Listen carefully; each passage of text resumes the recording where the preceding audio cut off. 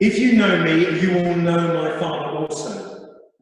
From now on, you do know him and have seen him. Quotation from the 7th verse, the 14th chapter of the Gospel according to St. John. So may you transform my ordinary human words, that they may reflect your divine word, God, the source of all being, eternal word and Holy Spirit. Amen. Well, I must admit, it does seem like a lifetime ago that myself and Jeremy, and actually it was Shirley, who happened to come into church as well, we're streaming. It was 2 months ago since we did that. And that was extraordinary. We were really learning things off the hoop. And I shall never ever forget, and I'm indebted to Jeremy and to Jesse for the technical things and just getting people on board just so quickly. I remember we were trying to record it and we couldn't record it. We said we're going to have to go live on this thing called Zoom. And we were learning it there and there, pressing buttons. It all seems such a long time ago and very, very primitive. It's a bit like, you know, I was listening to that podcast about Apollo 13 and the technology and how it develops and how you learn on the roof. And it felt a bit like that. And it's a bit strange coming back into this building, I have to say. We realise that it is our home. And perhaps, and I've got to be careful here because I don't want to be, you know, taken off, but perhaps those in authority were a bit foolhardy. And perhaps we should have been able to carry on streaming for people at home's sake. Even though it was really good, and I must admit, I thought it was very, very creative what we did.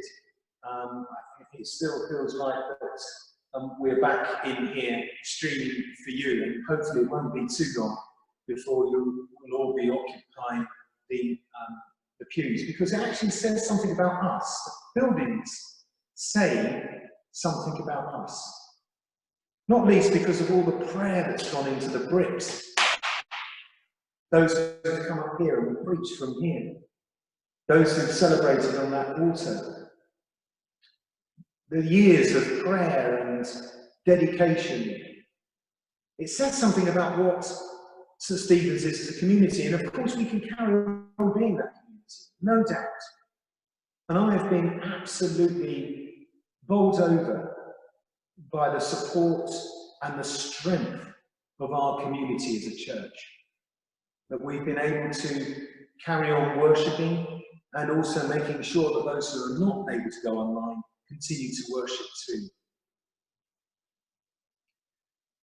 I was sorting through some of my books and just kind of thinking that I should probably pass some on eventually when the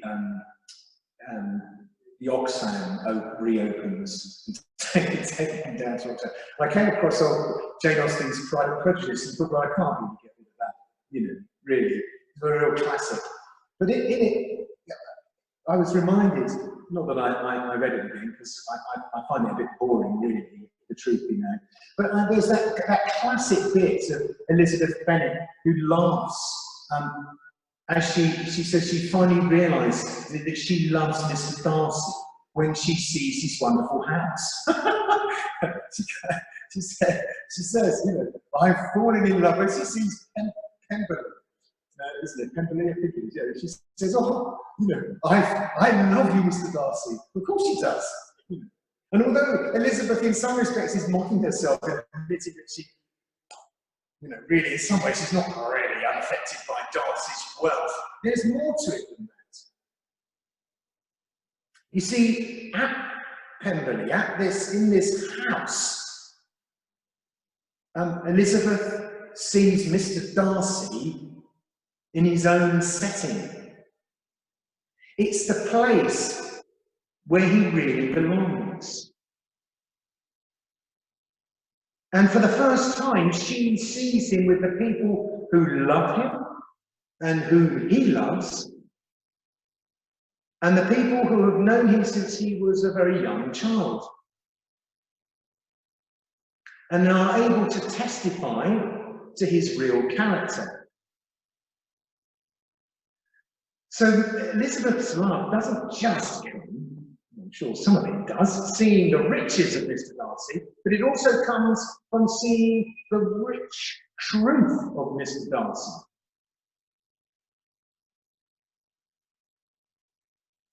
And we have that here in this building, you see. Because people get to know who we really are from the building. Of course, church isn't building, church is us. There we are, look, I can see some of you. That's church. But for who we are, sometimes we need the fabric of the place in order to understand the culture of who and why we behave in the way we do. You know, that we're liberal Christians, for example. The way we take stance on certain socio-political issues. The reason why we worship in a relaxed but formal way. The reason why children come. All those are inbuilt into the building. Now, I expect some of you have seen ourselves for the very first time, and others true characters when we have spent more time than usual with people, or even been on our own. Both those, we gain some understanding who we are. And the Zoom meetings, of course, what a strength that we're able to still meet and worship together on Zoom. But there's no getting away from the fact that we still behave in exactly the same way as we always do. People who come late to church usually come late to Zoom, I can tell you that happens. The people that have little quirky ways still have those quirky ways. What is different is that we can see ourselves. My goodness! And that can be a little bit disturbing. But it can be a sense of encouragement too, as we interact with others and as a church.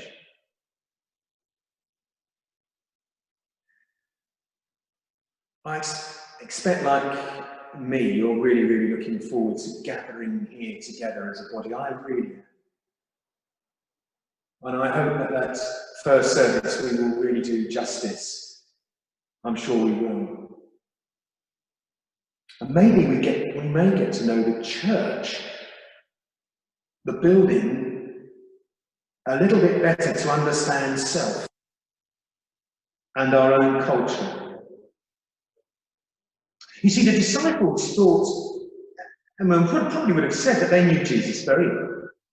They had, after all, spent a considerable amount of time in his company, day and night, travelling, eating, sleeping by his side, talking for hours on end, working together. And the disciples must have been pretty confident that they had seen the real Jesus. Of course, they were probably aware that they didn't always understand everything that he said. They knew he was a bit strange, had an enigmatic side to him. They didn't entirely understand this kind of relationship he had with God. All these visions, this joint missional project that he was going wagging on about all the time. They must have thought that Jesus himself was a bit confused and in need of their friendship and guidance. He was undoubtedly their leader, but sometimes he just had his head in the clouds, like most leaders, and needed the practical help, and needed practical men like themselves to guide him in the right way. Now, our section from 14, which is used so many times in so many instances, I've used it at some of the many funerals I've just taken recently. That's John 14.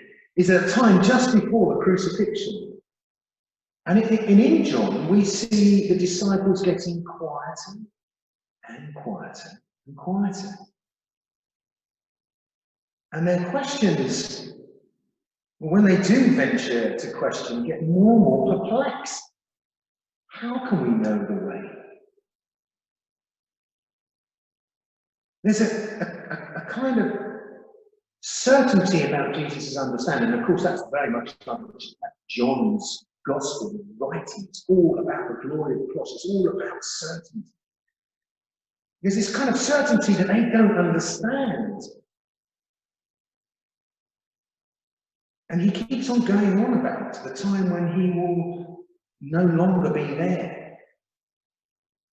And they begin to see that, important as they are to Jesus, and that they have a really genuine friendship, there's always been another. There's always been someone else who knew Jesus better.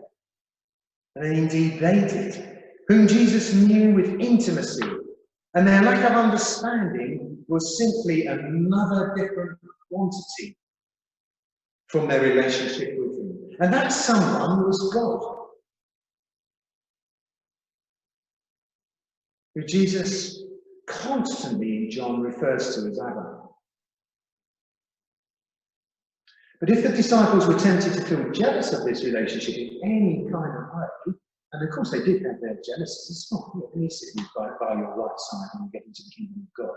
So much deeper and older than their own friendship, Jesus did everything to reassure them that their friendship was precious and that his relationship with God would help them to know God better and would bring God closer to these friends, not separate them from them. All those things about Jesus that the disciples found hard or incomprehensible were now becoming clearer in John, because the light of the world was cast by the relationship between Jesus and God.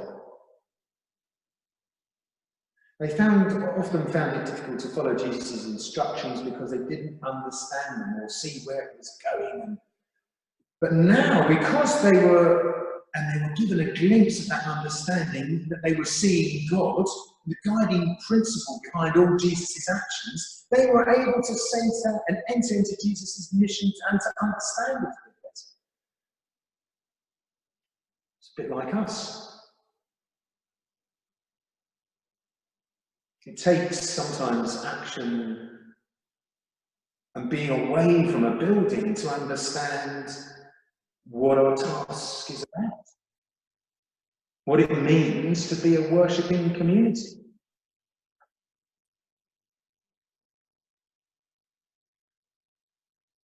And like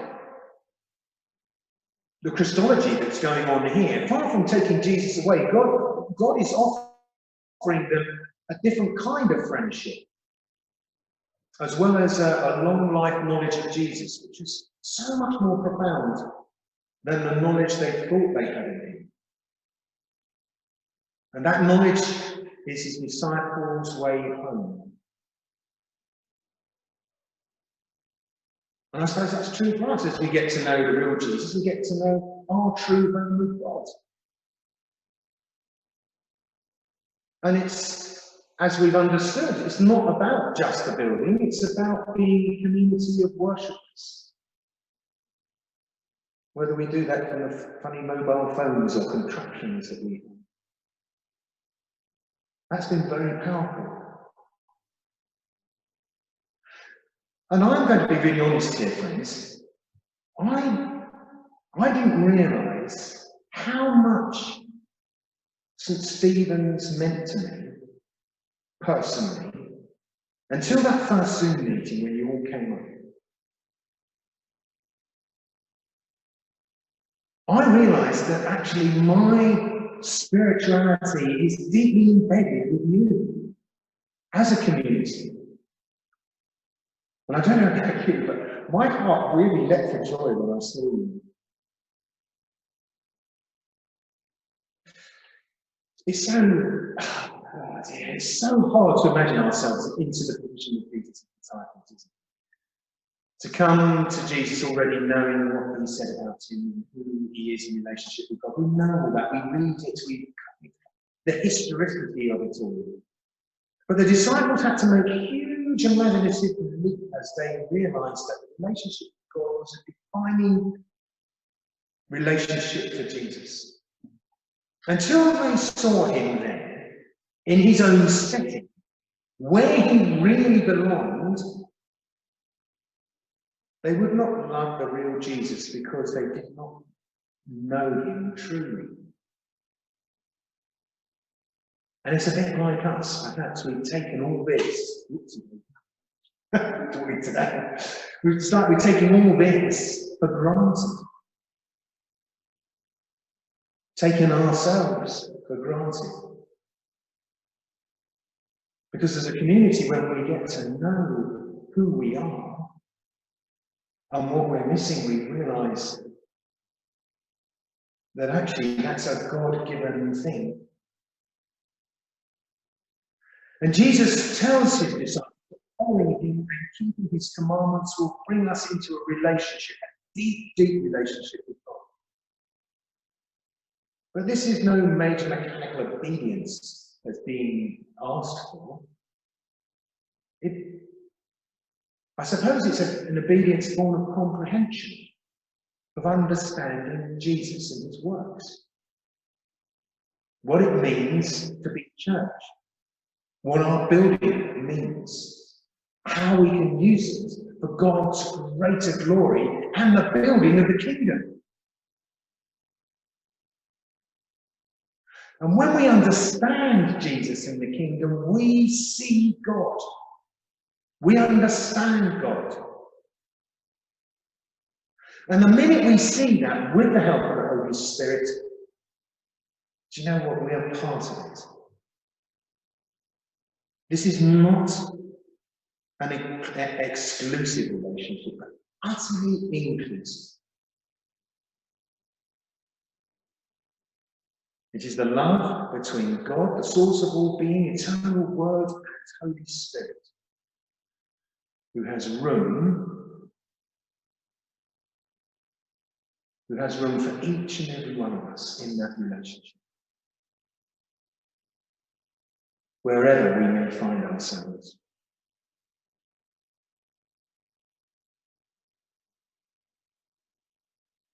Amen.